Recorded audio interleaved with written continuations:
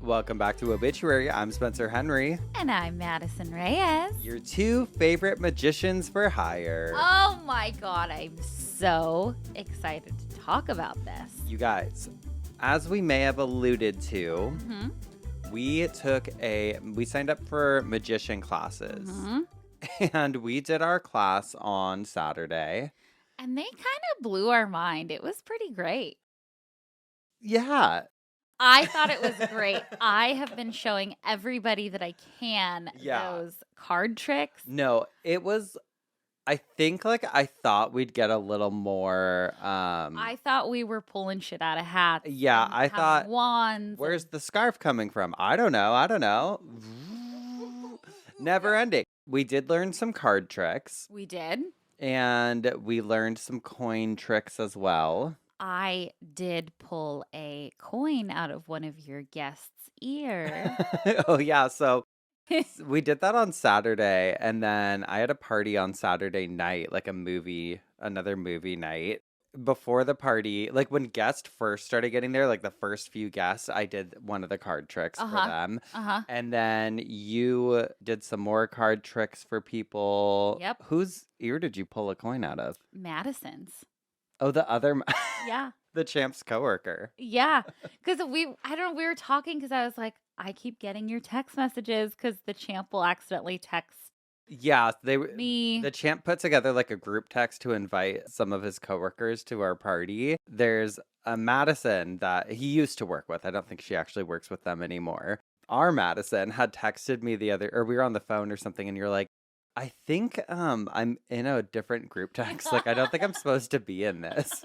But so-and-so can't make it. So I just thought I'd tell you. Yeah. And I was confused because I had sent out just a text invite. I sent it to you, and you're like, yeah, he already told me. It's like, yeah, he already, I know about this already. Yeah. So I pulled a coin out of her ear.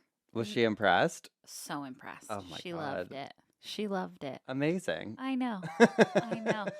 God, but yeah, I thought that we were going to be pulling. I thought I was going to saw you in half. Saw people in half. I don't know. Maybe that's the next class we have to take. But the magician was great. If you guys want to see the wildest group of people that you've ever seen in a setting together, it's a magician class because you will get all walks of life. All walks of life. People that you wouldn't think like those. They were like dads behind us, like corporate guys. Like, yeah, we work in like corporate whatever, like probably wear suits to work. Oh, and for sure. Was fully engaged and messed up on one of the card tricks. I'll tell you that. Remember that? Yep. I have written in my notes, this is an emergency. What? I think I need a facelift. I'm pro. When I'm editing the camera, I am like, girl, I don't know if Botox will do it. It's the worst part of doing video, having to look at ourselves. Yeah. Yeah. Because you see everything. You're like, you guys are getting every angle. So there's certain ones where I'm like, why am I sitting like that? Oh, fully. I know I'm going to look back at this. Like, can you straighten up? Like, you're so slouched. Yeah. So anyway. Microphones are going to have to be 10 feet tall. This week went by really fast. I think because we did that on Saturday, and then Saturday night you guys were here for the party. And we watched Serial Mom, by the way. Which I also have to talk about because on Saturday, I had gone to Trader Joe's that morning to get some flowers, just to make some flower arrangements to put around the house. And the cashiers at Trader Joe's, I was like checking out, and they're like, oh, what are these flowers for? And I was like, oh, I'm having a little movie night tonight. And they were like, what movie are you watching? And I was like, Serial Mom?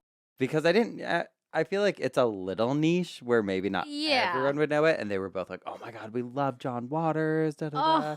And so I had left, and then I realized I forgot something. But in the time that I had walked to my car to put the groceries in, the champ had texted me and was like, or I was texting him about it, and he's like, just invite them to the party. Yeah. And I don't know if he was joking or not, but then I went back in and I was like, hey, if you guys want to come, here's my number. I love it. And they texted, they weren't able to make it, but they did text me. We were talking about that, and like, that's how you build community and meet people. I know, like, my parents have lived in the same place for 40 years. Yeah. And like, know the cashier at Ralph's really well. Totally. And like, that's just how you meet people. So I love it. I think why not? And if they knew who John Waters was and loved Serial Mom. You're welcome in my home. Even better. Oh, and then also, speaking of Trader Joe's, I tried this TikTok recipe that Geoffs, you have to try. Yes. It's called the dumpling bake. I'll link the one that I made in the show notes, or like the recipe that I copied. And it was all from Trader Joe's, but you could absolutely get the ingredients anywhere. But it's going to be added into the weekly meal rotation, I think, because it was so easy. It looked really good. It looked bomb. Basically gyoza and curry sauce, and you kind of just bake that with a few other sauces. Then you put it on top of a bed of rice, and it was just delicious. Delicious. Oh my God. Wait, I need to ask you something that I haven't asked you like off air, but what? I'm engaged. He's engaged. I'm engaged. Look at him. No, the Annabelle stuff. Oh my God. Handler died? Yep. What's the deal? So I don't know if they've given a cause of death yet, but the guy, I think he was 54 years old. And basically, he doesn't own Annabelle or anything, but he does these like the tours, like haunted tours, where basically they take all these haunted items and go on tour with them. Yeah. Which, I mean, I don't know. I mean, I wouldn't do it. There's a lot of things that I would do, even if something was deemed haunted. Yeah. Annabelle's not one of them. Girl, like she needs to be in that Warren Museum, just tucked away. Well, because the thing is, they closed down the Warren Museum years ago because of zoning issues, I guess, because it was on residential. It's like in a residential area. Imagine being the neighbor. Oh, like Annabelle is right fucking there. I'm going over there. I'm not even stepping foot on their property line. Well, here's the thing, because I would go to the museum because it's a museum, and like, I know, you know, they had her in her box and blessed it regularly and stuff, but she doesn't need to be going on tour. That's crazy. And all the shit that's been going on with her stops. Yeah. And then this. Basically, I guess what happened was like, he had gone to his hotel room that night because they had just finished doing a 2-day event somewhere. And he told, I guess, his coworker, like, I'm not feeling well. And then went into his room and died. But there was no, like, I don't think it was a heart attack or anything. It's just seems so random. Of course, we don't know. I mean, thoughts to his family and everything. But it adds to the lore. It adds to the lore, and I am thinking, I'm like, they can't just leave Annabelle in a truck or something, like, while they're toying. Like, does she get her own hotel room? Like, I'm not trying to be funny. Like, does she get put in? It's probably stored with all the other haunted stuff. Fuck. I don't know. Dude. They need to keep an eye on her, I'll tell you that much. Yeah, they do. That's scary. Freaked me out. But also, and I'm like, obviously, it's so sad he passed away so young, but I'm also like, you were talking last week in the episode about people who died on stage, and it was like what they loved. And we talked about that one comedian who died at the roast. Yeah. And we're like, he probably loved it. I'm like, as much as this guy probably didn't want to go that young, you're now part of that legacy forever. Totally. Absolutely. He's part of Annabelle's tale. Yeah. So. Very scary. Yeah. I never thought I would really believe in like haunted stuff like that. Like I believe in places being haunted. Well, you dyed your hair because you wanted to look like Annabelle. No. No, girl. No, but I have said this before. I have a Raggedy Ann and Raggedy Andy doll. So there you have it. At your parents' house? At my parents'. I should get them out though for Halloween and like put them out. Do it. Scary. I'm not coming over. Scary. Well, Raggedy Ann and Andy were such cute little like. No. Oh, I think they were cute. I don't think so. No? Okay. All right. Well. No. Which, actually, now that I think about it, my mom had one of her like childhood dolls at their house, and I don't know. It wasn't like, oh, she always had it. She randomly just had it one day. Yeah. And it was so scary looking. Oh, Cisco's mom collects dolls. She has every like beautiful porcelain doll that you can think of. And Cisco talks about how like, and if you go to their house, like She has them all in a room, a ton of them. As kids, they would like lock their cousins in the room, like, yeah, the doll room. They are freaky. Mm-hmm. Do you have a listener email? I do have a listener email. Okay, let's hear it. Okay, so a couple weeks ago, we talked about degloving and scalping. Yes. I have a listener email, somebody who was very close to a scalping. Let's hear it. It's wild. It says, "Hi, Spencer, Madison, and all the pups and partners. I'm a longtime cult babe in Geoff and love you both. I literally paused your last episode just now yelling, 'Oh, bitch,' as I ran across my house to my phone to type this. I'll be brief.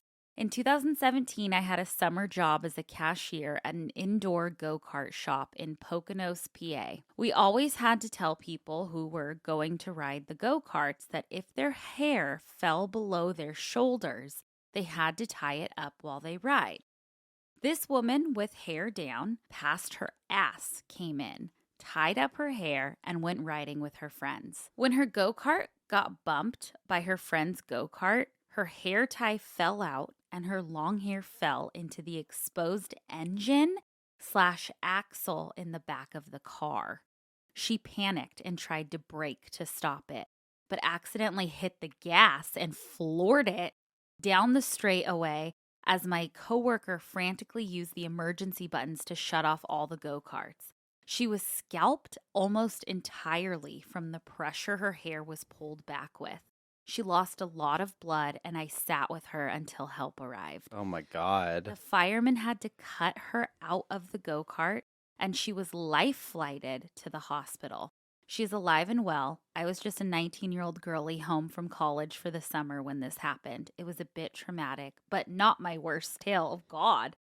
Here's a local news link about it if you're curious, and it kind of explains the same thing. And this is Love, Julia. Thank you, Julia, for sending that in.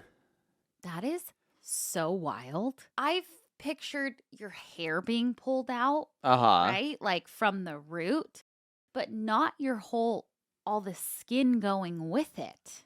Yeah. I can't even imagine. Yeah, that's scalping. Good. Crazy. It makes me like, ugh. It's, such a memory, though. I feel like anytime something weird happens like that when you're younger, especially at like a theme park or an attraction, I feel like you always just remember that forever. Knott's Berry Farm, this like splash thing they had. I remember there was a rumor of a woman who died on it because she couldn't fasten her seatbelt.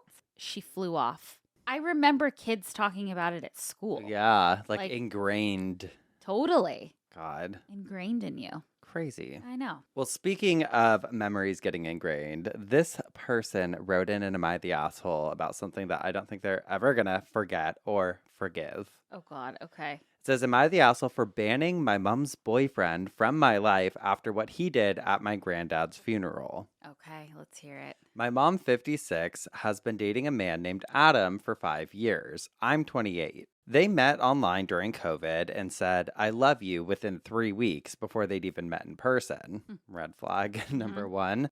At the time, we had just gotten out of a 20-year abusive home situation. Our mom didn't protect us. We got us all out. We'd encouraged her to date to stop her going back to dad, but the intensity of the relationship raised red flags. Adam is in his late 50s, never married, supposedly has a good job, but nothing to show for it. I suspect he gambles. He watches every sport, every team obsessively. He lives in England and we're in Ireland.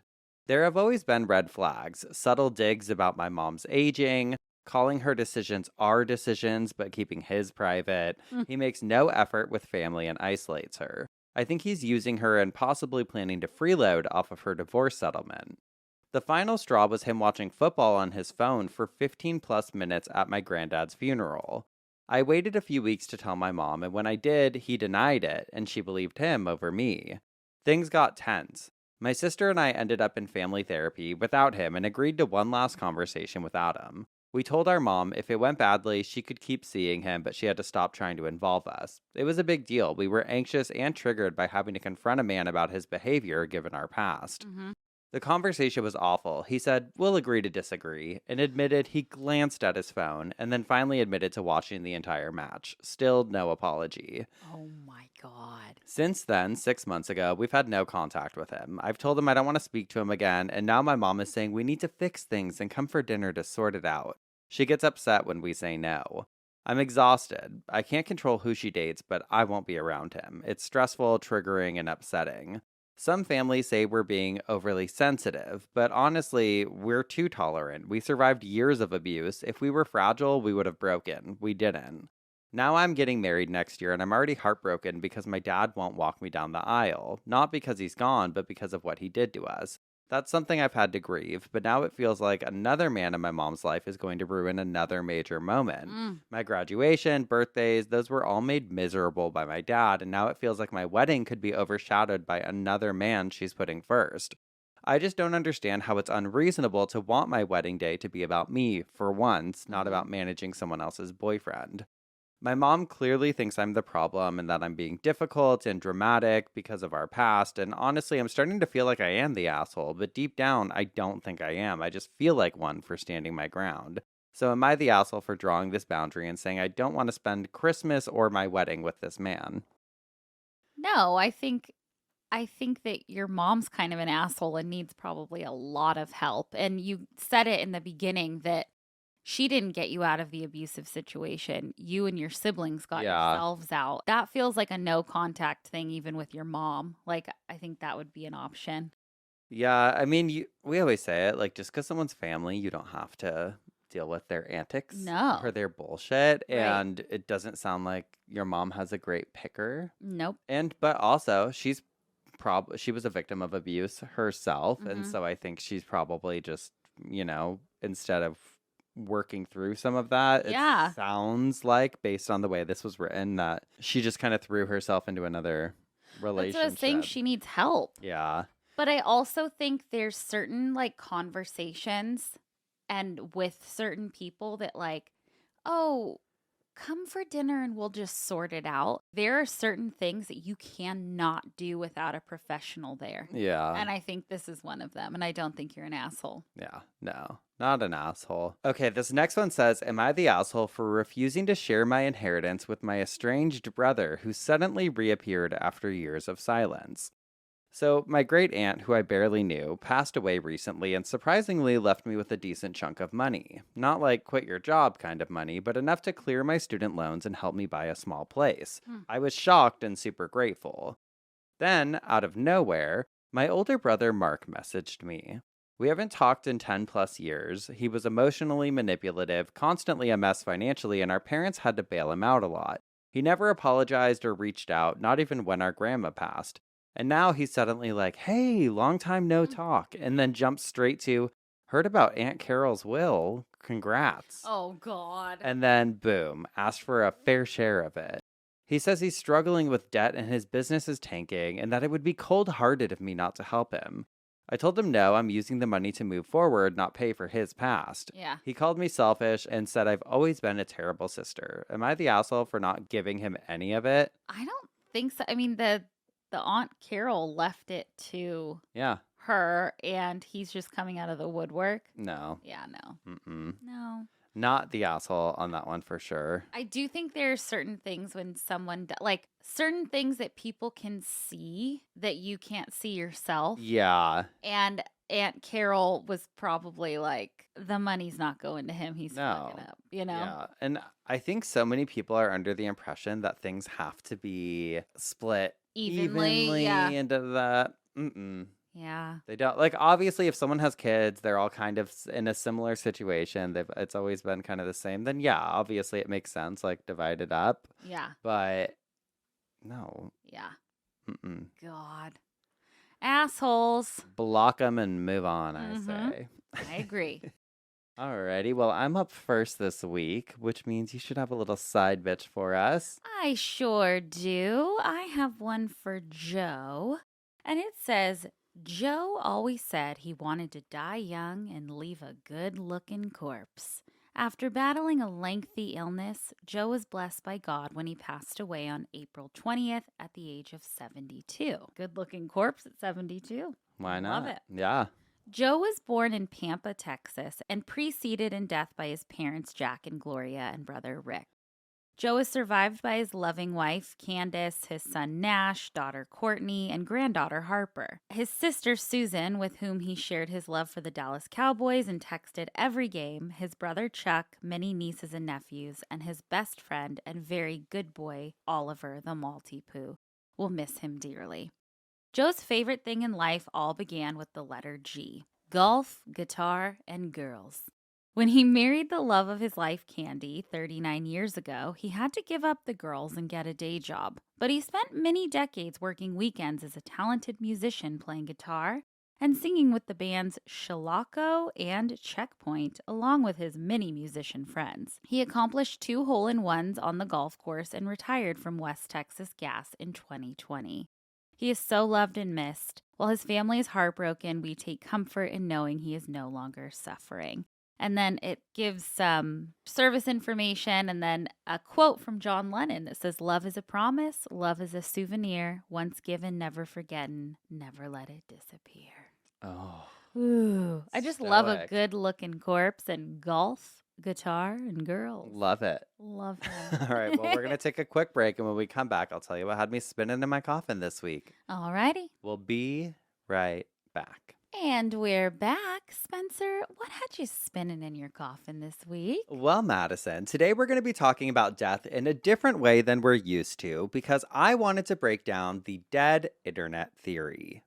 Okay, I've never heard of that. So it's something I've seen it talked about online before, and I've always wanted to cover it in some capacity because it freaks me out, and it's also kind of fun to think about. Okay. And I think now's the perfect time to talk about it because I feel like there's just been such a rise in AI activity, which ties into this. Okay. And I know AI in general is kind of a touchy subject. Like, it sucks because it's so bad for the environment, but at the same time, it's also such a useful tool for people that it makes you wish, like, God, I wish it wasn't, because so many people learn so much from it. I know. I've seen people talk about putting their medical diagnosis they received into it and finding out more information on things that can, like, help. And yeah. I was listening to something on NPR the other day, actually, while I was driving. They were talking about AI. Yeah, there are so many helpful things. And then there's like, they had this guy on who was a music producer. And he's like, I'm going to play you a song that I was commissioned to do. And it was like this type. And then he's like, I'm going to play you a song that AI did. And he's like, the AI is so much better. It sounds so much clearer. Sounds so like, and he's like, this is killing us. Like, I mean, it's just so interesting. There's a lot of industries that I think are just going to be completely overtaken if they're not already. But I mean, even for things like budgeting. Yeah. But then also there's the bad side of it too, which I've been like learning about recently, is like people using it as almost a form of therapy because it basically just provides so much confirmation bias, and it's not actually helping you or make you do any critical thinking or work on yourself. It's just kind of telling you what you want to hear. Yeah. Yeah. So, yeah, I mean, there's good and bad. I don't think people also realize how much, like, scrolling on Netflix or TikTok and all of that, I'm like, that's also contributing a lot to harming the environment as well. But this isn't a morality debate about AI, so let's get back. I was so ignorant to. I had no idea any of that. Like, it's just our phone, you know, like, stupid. Well, because I think it's not something that it's not taught, obviously. Right. So we didn't learn that. But I want to get back to the subject at hand. There is a theory floating around the digital abyss, a conspiracy that basically claims that the internet died years ago and nobody's noticed. Okay, wait. I have heard the theory of we all died in 2020. It's kind of a similar concept, but it's the internet dying in this theory. Okay. So according to believers of the dead internet theory, sometime around 2016 or 2017, the internet as we knew it, just full of absolute chaos, weird human content, completely flatlined. And it died at some point during 2016 or 2017. And then what we have now is, I was thinking of trying to describe it using our terminology. I feel like it's kind of like galvanic reanimation in a sense. Like, the internet is now a shell of itself, but it's being kept alive by bots. Okay, so maybe some of the influencers or people that we follow and like have this parasocial relationship with are actually bots? Or just don't even exist in the first place, and we're just being fed it. But there's different beliefs around the conspiracy theories. So there's some that are like hardcore, and it's like none of it, what you see online, is real, and it's all just being like kind of fed to you, recycled, regurgitated, and it's all being fed to you specifically. There's also the other side of it where it's like more so a combination of bots, algorithms, and an evil overlord made up of like the Zuckerbergs and possibly even the government. And that's the side that I kind of would be on with all of this. Yeah. But basically the theory is that the internet is dead and there's nothing new being produced. It's just constantly being like all of the new stuff is being pushed out by AI and robots. The dead internet theory first gained traction in early 2021 after this anonymous post on the conspiracy forum called Agora Roads Macintosh Cafe discussed the idea of the dead internet theory in a lot of detail. And the original poster was named Illuminati Pirate and claimed that most of the internet's content is now generated by artificial intelligence, not humans. And they argued that real users have been quietly removed or overwhelmed, and online people / profiles that we're interacting with are just basically puppets. They wrote, quote, "The U.S. government is engaging in an artificial intelligence-powered gaslighting of the entire world population. The heart of the theory is that major platforms like Twitter, YouTube, Reddit, TikTok are being dominated by bots, and not just like spam bots or fake followers, but they're really advanced AI bots." This is something that's actually kind of come to fruition more recently. Meta did this thing where they like basically created a bunch of profiles using AI people. And it was literally like one was like a retiree and one was this. And like you could chat with them and stuff. And it was like they were real people. So part of this is like absolutely rooted in reality. So you're telling me the hot guys that want to chat with me at 2 a.m. aren't real? No, girl. Oh, no. But they're all designed to like manipulate engagement, obviously drive ad revenue, which a lot of this is based in dollars too. Because one thing that I learned when I was researching this, I watched a few different videos and I obviously read some articles, and all of it will be linked. But like Facebook, for instance, businesses through Meta pay to promote their things sometimes, like promote a video or promote a posting, a job search, whatever it is. And when they go and they're paying for this, it's like telling you, oh, estimated this many views, or it's estimated to reach this much of an audience. But the truth is, their numbers are inflated by like up to 600% sometimes, because so many of the user profiles that they're using aren't actual human beings. Is that when people like buy followers or like? No, because those would be more like spam bots. Okay. This is like Facebook saying like, oh yeah, we'll get it shown to this many profiles, but they're not actually real people who are going to do anything or benefit your business. Right. Or, I see. Okay. Yeah. So there's been like class action lawsuits and stuff. And I'm not going to say too much because I don't know enough and I don't want to get in trouble. But that's just an example that I had heard about. Allegedly. Allegedly. But even that, like when it comes to the internet is such a facade, as we know. And like there are so many people out there who buy followers, or there's podcasts who buy fucking downloads. And that's like, I guarantee some of the celebrity or like mega podcasts that are out there, like they got there somehow. Like, how do you have 100,000 followers and 2 likes? Yeah. Okay, You see that a lot. And I remember back in the day, so one of my last jobs was to source influencers for a brand. And so I was constantly... You're the one who taught me that, to look at that. Yes, because I was working with influencers at the time. It was very clear after a while. I'm like, oh, I could pinpoint. I'm like, that person, that person, that person. And it really, that was a more simple time anyway. That was just with Instagram when all these blogger girls were buying a ton of followers. And I would go look, and it's like I started having to vet people because at the end of the day, in theory, we should be able to press charges against a person that's claiming they have this massive audience when all of it is truly stuff that they've purchased. And it's sad to say some even do it now, and you can always tell because one is like the engagement ratio, right? They have all these followers, but their posts have such little likes. Part of that's the algorithm. The algorithm's got you fucking down. But then you can click on like who's liking their post, right? And you go through and you look, and it's like, oh, these are a bunch of fake accounts. Yeah. And it's you go and look at my profile. What if it was? I'm like 500,000. Thank you guys. We did it.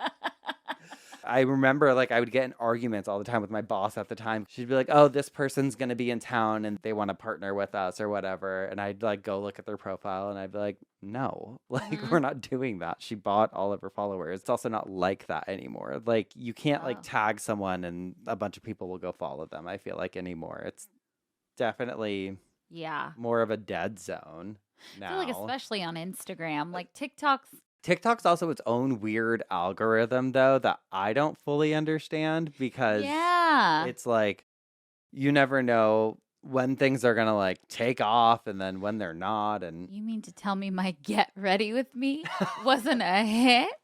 It was a hit. It was a hit in this house. I liked Saved Scent. But anyway, back to this theory. Like, it's also centered around the idea that real people have become disillusioned and started logging off. And I also think that's true. I know a lot of people who have chosen just to not be online. Probably smart. You know? Totally. And it's kind of left just a lot of what they call synthetic voices a lot. And it's not just fringe theorist whispering about bots either. In 2018, research from Imperva suggested that more than 50% of internet traffic came from non-human sources.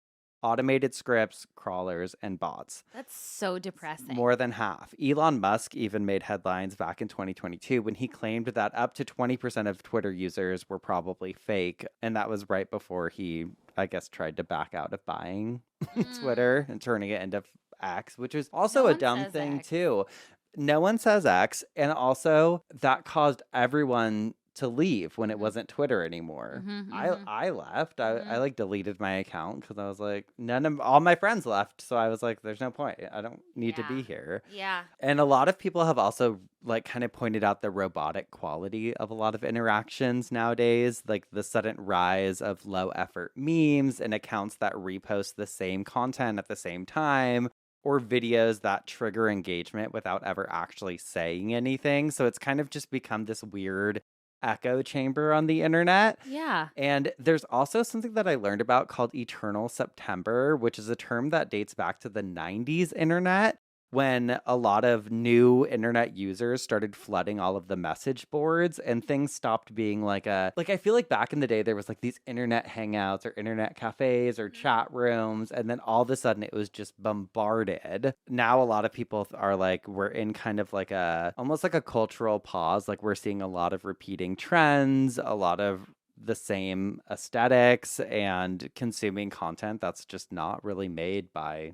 real people. Like we don't know who we're getting it from. Scary. And it's true because it's like I'll see those videos all the time where like someone will be cooking on the side or making something with clay or doing ASMR or something while another video is playing to the left of it. cutting that soap. And I'm like, I'm watching this person be sentenced to life right now, and then you're cutting a bath bomb in half. It's fucking us up. It's weird. But I was thinking about this because if you go on Facebook now, which I know you haven't been on in a really long time. I deleted mine, I think, like years ago. I deleted the one that like I had, and then I made one not that long before I started Cult Leader so that I could have like a Facebook page, but I don't post anything on there. There's nothing on there. It's all like privated, deleted, everything. But every once in a while we'll like log on because I have a few people that I know in real life on there, and it has their birthdays.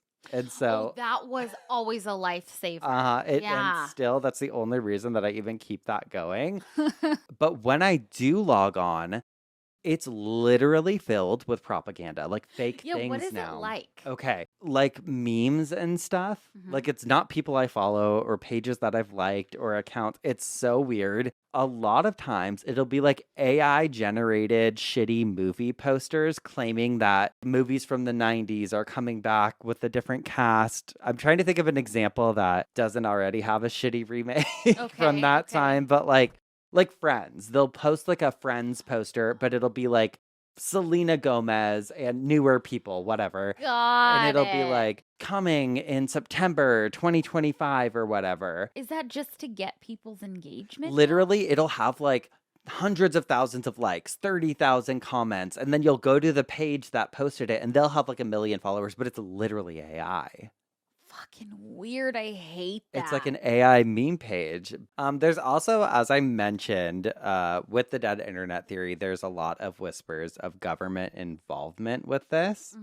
There's theorists that claim that programs like Operation Earnest Voice, which is a real U.S. military project which is aimed at manipulating online discourse in foreign countries. Kind of like how people talk about how it's happened here, like the Russian bots and everything on computers. Yeah, and how they like silence certain things in different countries. Yeah. Like the idea is basically to flood the internet with manufactured personas to sway public opinion, push propaganda. I feel like we saw this a million times during the election period or during COVID. We did. And I saw a TikTok the other day that was like, okay, people that aren't in the United States, please tell us what everyone else is saying about us, because we don't really know. Like we know some but things, nobody knows because it's all like the internet in other countries is just as fucked, and it's like it's I mean, truly here more than ever, I think people get tricked by things a lot. There's like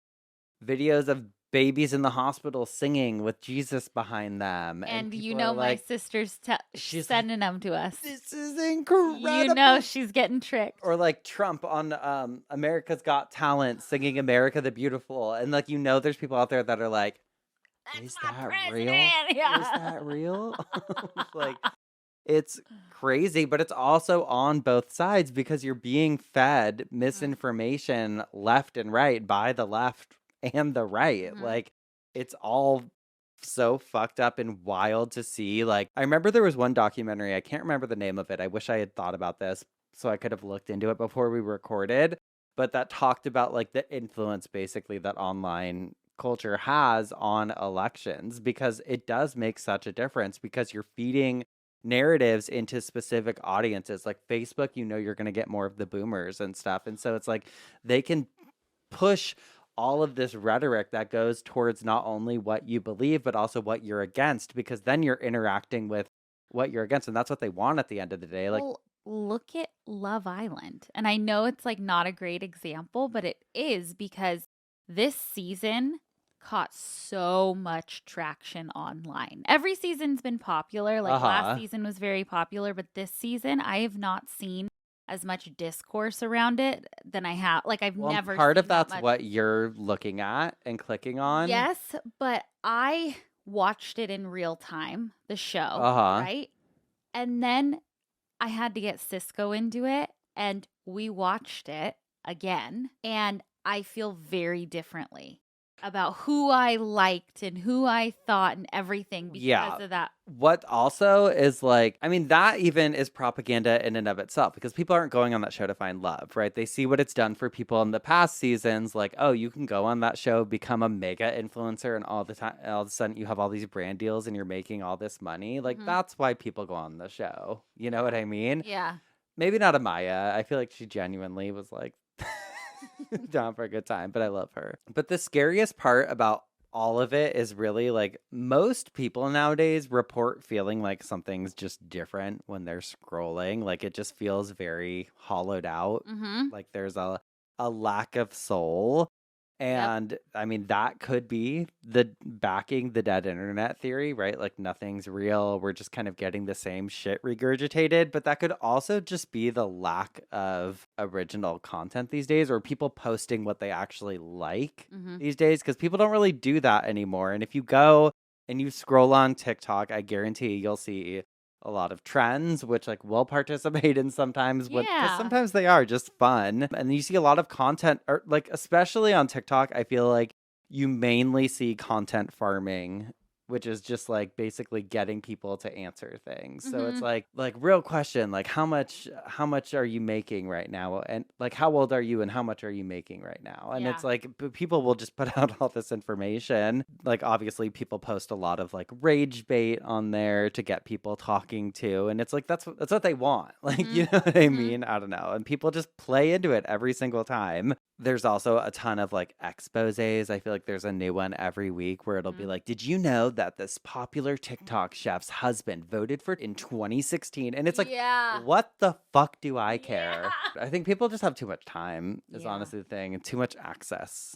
Too much access. And the problem is it's unavoidable too, because we all play into it in some part. For sure. Because it's like, I'm not looking at where I don't know where my memes come from. If something pops up on TikTok and it's funny, I'll send it to you. That page could be fully run by AI. I don't know. Or sometimes they are run by And if it's good, what am I going to do? Yeah, I can do anything matter. But no, I was thinking about it because like thinking back, even back to AOL Instant Messenger, do you remember Smarter Child? No. It was someone you could add on AIM, and they were like a robot you could talk back and forth with. I have no recollection of that.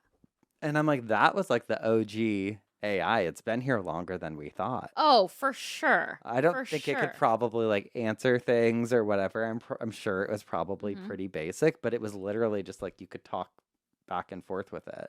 Have you seen those videos of like, because everybody's like, AI is going to take over and they're going to take over our life and it's going to be robots everywhere and whatever. And have you seen like robots playing like, I think they were playing like soccer or something. It's like a video of it. No. And they're just like, like that, honey, they're not going to hurt us. No. Well, I don't know. Well, actually, I did do an episode on robots killing people, but. Well, I mean, I do think AI is going to take a lot of people's jobs, but this is like the weird shit to think about, because back to the dead internet theory, there's a lot of ghost accounts of dead people that still post or send DMs. There's like that happened with my mom, where it's like someone hacked her Instagram account or something and was like sending bitcoins or something. There's AI that's resurrecting voices and faces of celebrities that are gone, which like that's gonna probably happen to like our loved ones as well. I'm sure that will just become a thing. Yeah. And then obviously there's the darker side of it with like deep fakes and like the porn side of it, virtual influencers or chatbots posing as loved ones, which we'll also get to in another segment. And it's just scary to think about because we're living in a world. I got very like down the rabbit hole with this where death isn't even the end anymore. Yeah, no. That's what freaks me out, because the line between like reality and artificial has gotten so blurred. And so Black Mirror. Totally. And even if the dead internet theory isn't true in like a literal sense, it's definitely a metaphor, I feel like, for what we're going through, that the internet, once human and messy, is alive, but also dead at the same time. Yeah, absolutely. I'm like, bring back bloggers, bring back like Julie and Julia, like the cooking bloggers. I think that is going to make a comeback. Yeah. Like with Substack. I think it's coming back. I really do. I mean, I do see people leaning more towards that direction, which I like too. And it's also like, I've noticed people don't really care about substance. They care more about instant gratification because of like the dopamine hits and the cortisol rises that we get on the internet. I had someone say about Cult Leader recently, like, the story could have been done in 5 minutes or whatever. And you're like, bitch, it's not a TikTok. It's not a, like, people just need that. If it's not fast enough, then I'm out of here.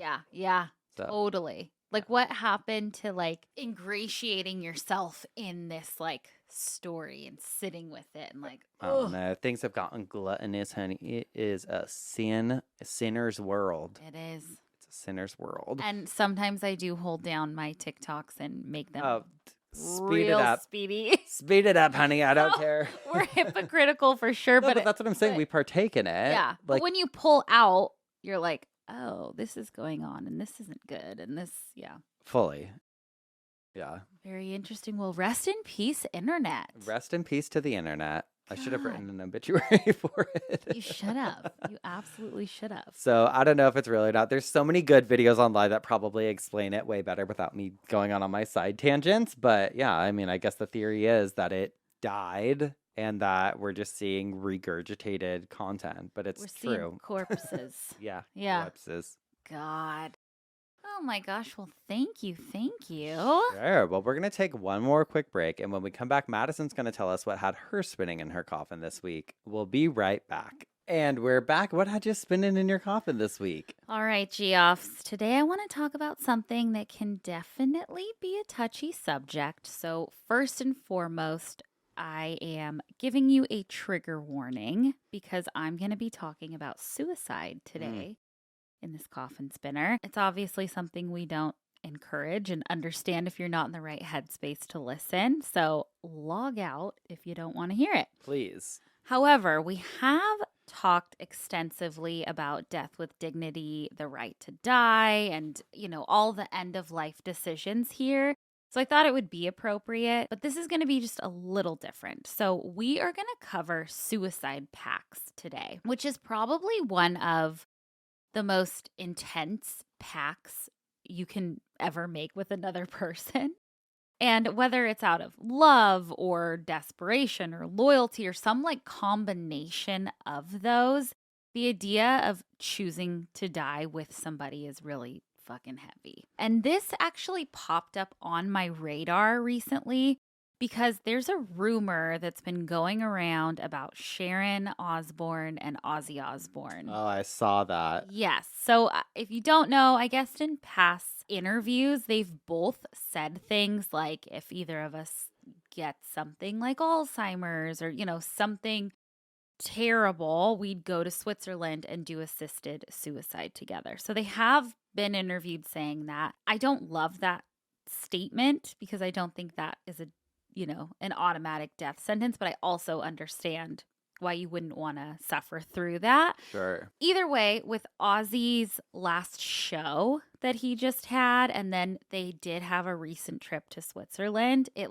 brought it all back into the public eye. Well, that's what Everett was saying. Yeah, they just landed and, is this going to be the end and all that. But then I saw Kelly Osbourne, their daughter, come out and said, basically, that's not the real plan. And they've said this kind of stuff just for shock value. But still, it did make me think and made me wonder about, famous or historical figures who really did have suicide pacts. And disclaimer, again, I am not touching anything with cults. That's for cult leader. But mass suicides because of cult leaders popped up a ton. So, yeah. But this is Obituary, so we won't go there. But today I want to talk about some of the most famous and historical suicide pacts. And it's interesting, some of these led to really big world events. So okay. Or were the cause of big world events. I can think of a few, yeah. Yes. So let's start off with something called the Mayerling incident. I had no clue about this. This goes back to 1889 in Vienna. We have the Crown Prince of Austria, and his name is Rudolph.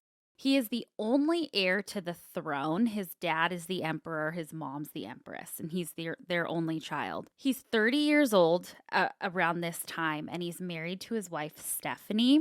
But they are very unhappily married. And politically, he's very unhappy. He's just not feeling He's going through it. He's going through it. He and his wife, Stephanie, did have one daughter, but then he got syphilis and he gave it to his wife, Stephanie, so she couldn't carry any. I almost did a coffin spinner on syphilis. Really? Yeah, recently, which I still might because it's crazy. I know we've touched on it a little bit, with the glasses that they'd have to wear. Uh-huh. Just crazy. Crazy. The only thing that seemed to bring him any happiness in this life was his 17-year-old mistress, Baroness Mary Vetsera. Everyone, you have to think about, your dad's the emperor, your mom's the empress, you're, surrounded by so many people, and everybody kind of low-key knew that he was having this, insane affair with Mary. And I think that he was probably feeling a lot of pressure to stop it, obviously, from his wife and his parents. And so he and Mary could never go public, obviously. So in January of 1889, Rudolph and Mary, his mistress, go off to this hunting lodge called the Mayerling Hunting Lodge. Rudolph told his friends and family, hey, I have a day planned out here of hunting and shooting, and he even had a friend come with him. So he goes out there. Nobody knows that Mary also went out there. In the morning, when it was time to go out shooting and hunting, his friend who came with him and his driver were trying to get into his room, but they couldn't. When they finally did, they discovered that Rudolph had been shot and Mary was also there and she was shot as well. And it became very clear pretty quickly that this wasn't some sort of random murder, but that it was indeed a suicide pact. Rudolph had shot Mary first and then turned the gun on himself. But the wild part and what makes this an obvious suicide pact is that Mary had written a bunch of letters to family before going to the lodge, basically saying her goodbyes. And this whole thing was absolutely planned. The letters had said, I'm happier in death than in life, and I am going to an uncertain beyond with Rudolph. Also, some drama. Apparently, another one of his lovers came out and was he tried to convince me to do this too. But I said no. Damn. I know. So his family goes into cover-up mode because they didn't want people to know that he died by suicide, especially at that time. That was a big no-no. And also that it involved a 17-year-old mistress. So a lot of scandal they tried to cover up. So they smuggle Mary out of the hunting lodge, in secrecy, and they dressed her up as a maid. So, nobody would suspect anything, and she was buried in secret. He got a whole beautiful Catholic burial, and his family had tried to say, he was there with Mary, and Mary poisoned herself, and he had a heart attack because of it. Okay. But they were very clearly had... At least they didn't try and say, she killed him and then killed herself. That's true. But they very clearly had been shot, Okay, but what makes this a historical incident and why it kept popping up when I was researching this is because, again, he was the only heir to the Austrian-Hungarian throne. So when he died, the next in line was Archduke Franz Ferdinand. The singer. The singer, yeah. Well, I've always heard about him starting World War I. So Franz Ferdinand becomes, the heir, but he was assassinated a few years later, which is what kicked off World War I. Shit. But this is because they declared war on Serbia after seeing that the assassination was an attack on Austria and Hungary because it was a political figure. And so then Serbia was supported by Russia, so got Russia involved, and then Germany and France, and then so on and so forth. So if there wasn't a suicide pact, World War I may have never happened. Oh, isn't that crazy? That is crazy. Yeah, it's one of those, the butterfly effect. Yeah, totally. Okay, so now let's go on to World War II. We have Hitler and Eva Braun. Oh. Yeah, we hate them. Okay. But fast forward to 1945, we are at the tail end of World War II. Germany is getting its fucking ass kicked after all the horrible atrocities they've committed under the influence of Hitler and all his cronies. Hitler knows that he's done for, and so he retreats to his bunker. And this was a famous bunker. I can't say the word in German. I'll fuck it up. But basically, he had this crazy bunker underneath Berlin that he was in and a bunch of his colleagues were in. So he goes down there. He's there with his longtime girlfriend, Eva Braun. He asks her to marry him in that bunker while his whole world is crumbling right above him. And then the next day, they make the call to die together. So they both eat cyanide pills. And at the same time they're eating them, he shoots himself in the head and he dies. And then Eva Braun just died from the cyanide alone. But staff was ordered to burn their bodies right after so that there was no desecration, unfortunately. Like they had to burn it all. So it seemed like a lot of his crew had these suicide pacts. And there was another guy down there named Joseph Goebbels. Joseph was Hitler's minister of propaganda, and he was grossly devoted to Hitler and the whole Nazi regime. And the day after Hitler and Eva Braun killed themselves, Joseph and his wife are like, okay, we need to do this too. He just did it. We need to do it. So they make a suicide pact and they fulfill it. But it's not just them. They have 6 kids down there too. Oof, did they kill them too? So they drug the kids with morphine, and then either them or one of the SS doctors is there crushing up cyanide and putting it in the kids' mouths. And yeah, kill them. Monsters. Then they go outside and they take cyanide. There's also reports that they either shot themselves too, but reports kind of vary, but all ruled suicide, and their bodies are also burned. And they were all in this same massive bunker. They're just getting preheated for what they're going to experience in Absolutely. hell. Yeah, absolutely. Fuck them. Those are all horrible, terrible. I want to end, though. I want to end on a happy suicide pact. I know. It's so fucked up, but I do want to end on one that's very interesting because it sparked a lot of debate at the time about death with dignity and assisted suicide and the right to die. So we have Arthur Koestler. Arthur was a really well-known Hungarian and British writer and philosopher. I was looking up his books, and his most famous book is called Darkness at Noon. It came out in the 1940s, and it was about the Soviet Union and totalitarianism. Not only was he an author and a philosopher, he was a huge proponent of voluntary suicide. He and his wife were both involved with Exit International, which was a right to die group in the UK. Anyway, by the 1980s, Arthur was in horrible health. He had Parkinson's disease and was also diagnosed with terminal leukemia. He was in his late 70s at the time and had made it very clear that he did not want to continue suffering. He's like, I'm not doing this.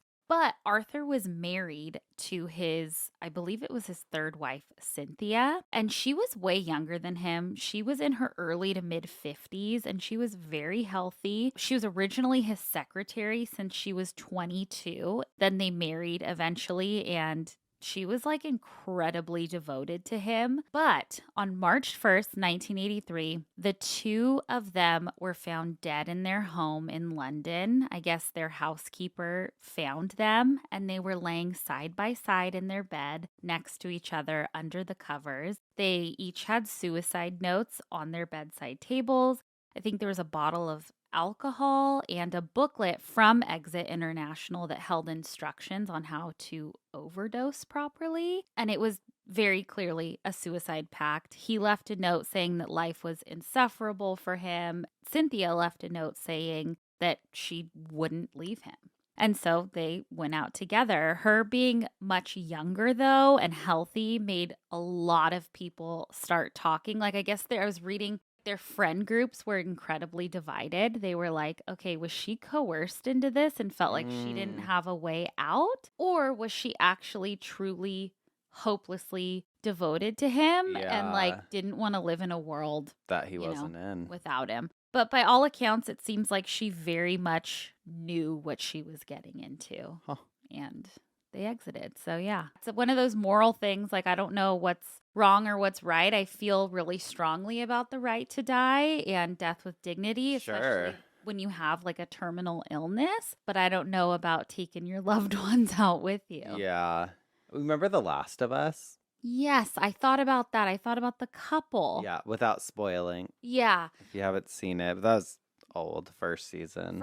But in that situation, I think it was beautiful. Oh, if the world's ending and there's clickers running around fucking people up. Bye, out of here. They lived a beautiful life as long as they could, you know? Absolutely. Yeah. So there you have it. Well, heavy, but it happens. I agree because I'm also so for death with dignity, the right to die. Like I 100% agree with it. And I'm so pro. But part of me also, the woo-woo part of me is like, yeah, but is like losing your spouse or whatever, is that supposed to be part of your journey? You know what I mean? Like dealing with that grief and learning that grief and stuff. Oh, I understand what you're saying. Yeah. Maybe that was the lesson that your soul contract signed before you came here. Yeah, I don't know. I don't want to ever romanticize it, but yeah, it makes you think. It does make you think. Well, when somebody dies, you got to write an obituary for them. Sure do. You sure do. And I'm obsessed with this obituary that I found in the Opelika Auburn News from April 27th, 1936. Okay. I love it. It says, death separates eccentric pair. Oh. Cornell, New York, April 27th. Death Sunday separated permanently two brothers whose hermit-like existence in the hills near here had been divided by a chalk line for 62 years. What? George Washington Coleman, 79, said he would carry on the little cabin at Baker's Gulch where James Philetus Coleman, 81, died Saturday of pneumonia. For more than half a century, the two brothers had lived in the cabin as strangers, a chalk line through the center of the one-room home, marking the boundary of their individual domains. What?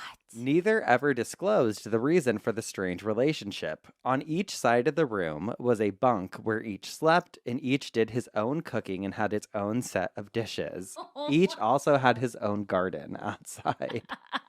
Once each week, they drove into nearby Canister for supplies, but space on the ramshackle wagon was carefully marked off, and each brother bought his own victuals and other supplies and stored them in his own section of the wagon. What? Neighboring farmers said the brothers seldom engaged in conversation, but seemed to get along well together. Old residents of the section said the two brothers started their method of housekeeping 62 years ago. The brothers were nicknamed Bottle and Jug, but the reason for the nicknames was never disclosed. George Washington Coleman, who was known as Jug, married when he was 22 and brought his bride to live in the cabin. She died several years ago and, according to tradition in the hills, never stepped across the chalk line which separated the little structure. Whoa, that's crazy. It's crazy because we've seen it referenced. So I remember there's an episode of Cat Dog where they did that. And then I feel like growing up all those shows. I Love Lucy. Yeah, like that the too line. On an episode. Yeah. Or was that the apartment or was that the restaurant that they bought? Remember they buy the diner? That? Yes. And they like divide it, I feel like, in half. I thought it was like maybe it wasn't an Italian. Yes. I think it was the diner. Uh-huh. I'm pretty sure it was the diner and they like, yeah. Oh my God. But I was like, what a fucking cool obituary. Like I've never found an obituary like that. That's insane. I didn't know people really did that. Years. Like I know. Something their fucking parents must have really pressed into them like, this is your space and this is your space. Totally. There's something psychological going on there, but I also just fucking love it. I also don't hate it. It's like, well, they respected the boundaries. We do it with our husbands. Like. Yeah. Sometimes I love that. That's great. I do that with our coffee mugs, actually. You do? Yeah. You have them like separated? Yes. I'm a freak. He has like so many cute coffee mugs and they're all different and they all like some are so cute, like they're all different, but mine are all very cohesive, the same. And so I keep mine in one cabinet and his another. We do not mix our mugs. Okay, no mug mixing. The secret to a happy relationship: don't mix your mugs. Don't mix your mugs. And bathrooms across the house. That's the biggest key. Yep. No, absolutely. Literally different bathrooms. Yeah. God. All right. I have an obituary, and I wish I could put the picture here because he just looked like you can feel his energy through the picture. And that was like what kind of drew me to him. Like, just seems like such a happy guy. This is for John. 2nd of January, 1959. A dark and stormy night. To the 24th of September, 24. A good day to die. Just think. I will never live long enough to be considered a crusty, old, gray-haired man. Just crusty. John wrote his own obituary. What follows is in his own words, mostly. This notice will seem odd to a good number of people I have run into casually around town.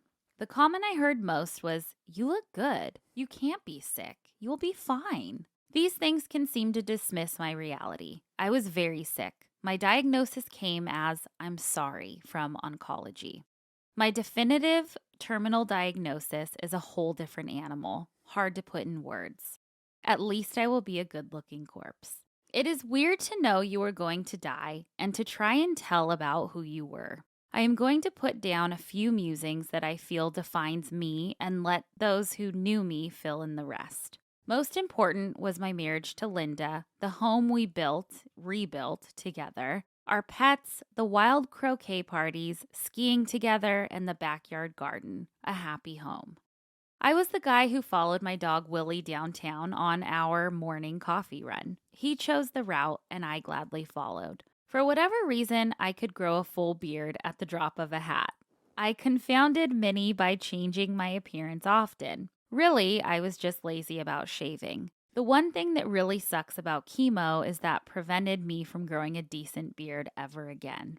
What I loved the most was skiing, a lifetime of learning and loving the sport. I was quite good at it.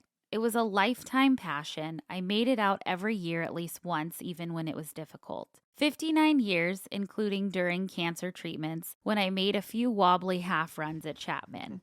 It would be impossible to not say I will miss this activity the most, but I'm dead and don't know the difference. I loved the outdoors, especially the trails everywhere in our diverse area, for hiking, backpacking, mountain biking, running, walking, and just enjoying nature.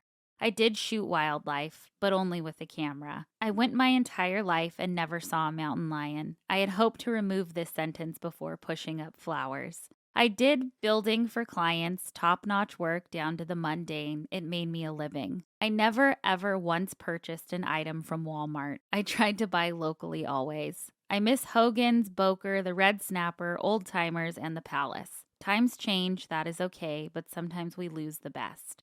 As the end was getting here, I got busy, dumped chemo, and went about fulfilling the bucket list with much help from friends and family. Taking a solo trip to Hawaii to try to surf, a trip to Europe with old friend Mike Olson to catch a stage of the Tour de France, finishing with brother Garth in Iceland on a helicopter tour of the island. Rewarding and distracting. Well worth it. Cancer is an insidious disease. I, for unknown reasons, had the bad karma to have 2 distinct cancers that were incurable: metastatic prostate cancer and, more recently, anaplastic thyroid cancer. Unassociated and not environmental. One of them got me. I know people love to donate. It will make you feel better, so here is how I can help in that. Please consider a meaningful donation to the American Cancer Society, St. Jude's, or any cancer research program. I led a life. Kids sometimes don't get to. Give them a chance. Flowers are only good for mounds and goats. And of course, I won't know the difference, but my goat might help a cancer patient. In memory, simply ski a run, ride a loop, take a yoga class, run or hike your favorite mountain trail. It was probably one of my faves as well. Or take your dog for a walk and try to train it to get your morning coffee. John. Aww. I know, isn't that sweet? Sweet. Very sweet. He seemed like such a happy guy, his picture. Loved it. Love him. Yeah. A life well lived. Well, let's keep the smiles going. We have spun in our coffins. We have bitched our obituaries. It means it's time for some dumb ass criminals. Who do you have? I have one AI involved. Oh, no. Okay. Okay. This is from thehill.com. Florida woman conned out of $15,000 after AI clones her daughter's voice. Oh, no, that scares me. This is the mom. I'll play this clip in a second. Love her makeup. An absolute diva. But she got tricked. And honestly, this is the thing that scares me about AI is because people used to get tricked with the phone calls, right? Yes. Like, I am stuck in jail and I need you to Remember that happened to my mom about my niece? Yes. And then I feel like we have a few friends whose parents have gotten tricked by people online into giving them money. Yeah. Mostly single ladies. Yep. Who have gotten tricked into men working on the oil rigs that are like, give me your money. Geoffs, we know that we've got listeners of all ages here. And just let me tell you. Yeah. If a man says he's working on an oil rig and he needs you to send him money to feed the crew. Yeah. He's not telling the truth. Yeah. And your bank's never going to ask you for sensitive information. Madison. That. Okay. Okay, so this took place in Dover, Florida. It says, quote, a Florida woman wants to warn others after falling prey to an elaborate AI-powered scheme that used cloned audio of her daughter's voice to demand thousands of dollars in fake bond money. Sharon Brightwell told Nextstar's WFLA that the ordeal began last Wednesday when she received a phone call from a number that looked like her daughter's. And on the other end of the line, a young woman was sobbing, claiming to have been in a car crash. No. There's nobody that could convince me it wasn't her, Sharon said. I know my daughter's cry. The caller said she had hit a pregnant woman while texting and driving and claimed her phone was taken by police. A man then got on the line claiming to be an attorney representing her daughter. He told Sharon her daughter was being detained and needed $15,000 in bail money and cash. He gave me very specific instructions, Sharon said. He told me not to tell the bank what the money was for. Oh. And that it would affect my daughter's credit. Following his instructions, she withdrew the money, placed it in a box as directed. A driver showed up at her house to pick up the package. What? But it didn't stop there. Oh, no. She received another call saying the unborn child had died. No. And that the family, described as Christian people, had agreed not to sue her daughter if she gave them another $30,000. That's when her grandson stepped in. He was on the phone with a family friend who quickly called Sharon directly this time with her real daughter on the line. Oh, fuck. But why would you not think to just call your daughter's phone? I mean, I guess you're freaked out, but yeah, like, to make sure. I screamed, Sharon said when I heard her voice. I broke down. She was fine. She was still at work. The family believes the suspects used videos from Facebook or other social media to create a convincing AI-generated replica of her daughter's voice. The good thing is, I'm just thinking about like personal. I don't think if like my dad got a call, I think he'd be like, leave her in jail. Like, I don't, you know what I mean? Like, yeah, Bill would be what? like, you got yourself into this mess. You get yourself out. Yeah. Okay, here's the news clip. Elaborate AI-assisted fraud case, one that started with a fake phone call and ended with thousands of dollars vanishing from her family's savings account. News Channel 8's Georgia MacArthur spoke with her mother, who shared how the scheme was so believable. Georgia. Josh, I spoke to the mother who says she was convinced her daughter's life was on the line. She later learned that it's not the news. The news is an AI. They're like, we want to speak to you about your story, but you're going to have to pay us this. So we can get it out. I just want to go to the mom. crying, saying she'd been in a crash. Oh. There's nobody that could convince me that it was not. I know my daughter's cry. Even though she's an adult, I still know my daughter's cry. Brightwell says the voice claimed her daughter was in jail after she hit a pregnant woman while texting and driving. Now, they're not getting that $15,000 back because it's in a shoebox. Yeah, somewhere in fucking Kalamazoo. We would be fucked. It would be so easy to AI our voices because we talk all the time. That's true. Yeah. Fuck, that's scary. We're damned. Well, what are you going to do? I don't know. God.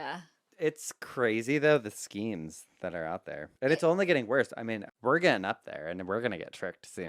I know. Don't knock on wood. Are you kidding me? Because we're going to see, like, a video of, like, our loved one being like, I'm hanging off a cliff, and they said if you don't send me this money, they're going to let me fall. We're going to believe it. We're going to be like...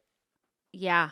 Like the deep fake, like, we have a video of your daughter doing something terrible. Actually, let's do a loyalty test.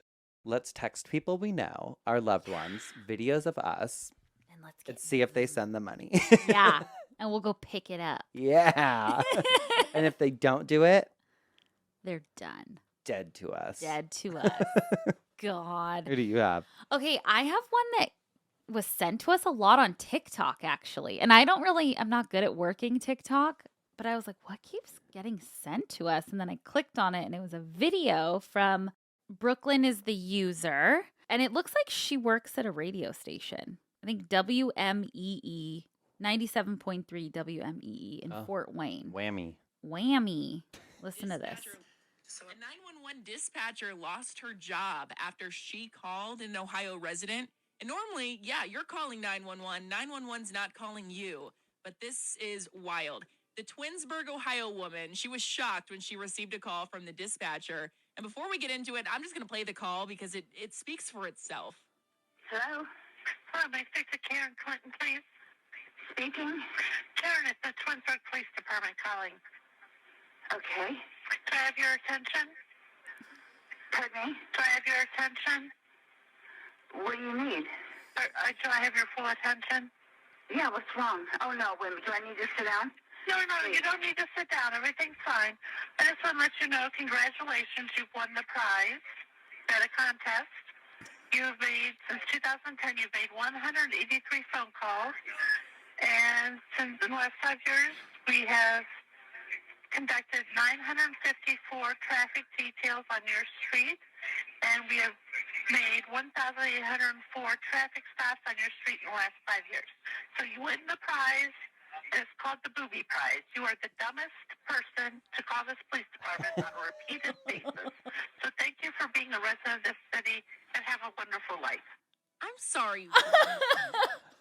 The 911 dispatcher gave it to her. Love it. And the 911 dispatcher was fired, but I think she should be promoted. Yeah, honestly, give her a prize. You won the Booby Prize for being the dumbest person. Is that crazy? I love it. I know, I love that. We love a prank phone call. Yes.